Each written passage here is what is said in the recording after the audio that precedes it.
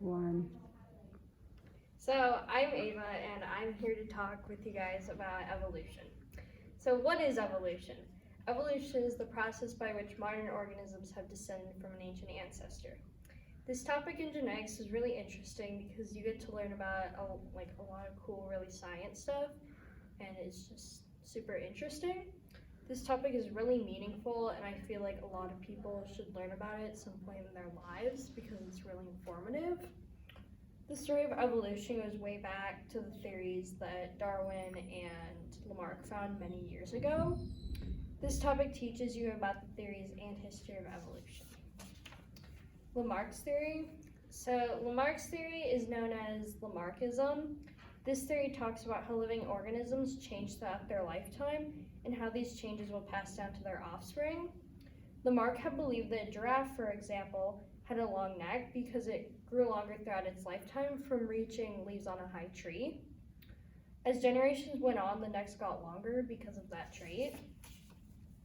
With Darwin's theory, which is also known as Darwinism, this was known as natural selection.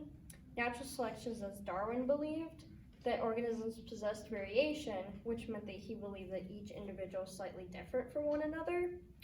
With that being said, these variations led to some being more likely to survive longer and reproduce than others.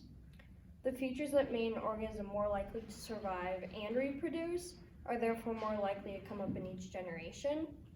With that theory, it connected to Lamarck's by saying next to, in quotations, long-necked giraffes will be born, eventually causing all giraffes to have longer necks, end quotes.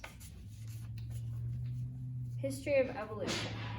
So the history behind evolution, this part of evolution talks about human cultures, and human cultures have developed their own explanations on origin of the world, human beings, and of other creatures. One Greek philosopher had proposed that animals could convert from one kind to another, so sort of like a hybrid sort of like situation. Then another Greek philosopher had a speculation that they were made up of foreshadowing parts. As it got close to modern evolutionary, theories have found that, in quotations, not all species or plants were created by God. Relatively, some advanced on historical times from God's establishments. Some species could have come into existence after the flood. The start of evolution goes way back to the theories that Lamarck and Darwin found ages ago.